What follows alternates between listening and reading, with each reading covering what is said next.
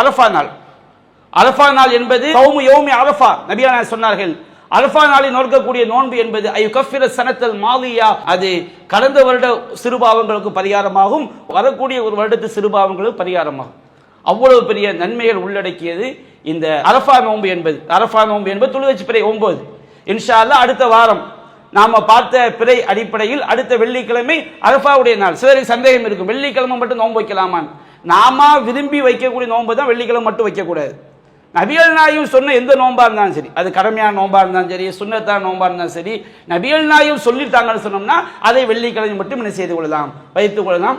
அதில் எந்த பிழையும் என்ன செய்யாது, கிடையாது. அல்லாஹ் ரப்புல் ஆலமீன் இந்த அரஃபா நோன்பை இன்ஷா அல்லாஹ் வரக்கூடிய நாட்களில் நாம் நோக்க வேண்டும். அல்லாஹ் ரப்புல் ஆலமீன் துல்ஹஜ் மாதத்துடைய முழுமையான நன்மைகளை அடையக்கூடிய நன்மக்களாக நாம் அனைவரையும் ஆக்கி அருள் புரிவானாக.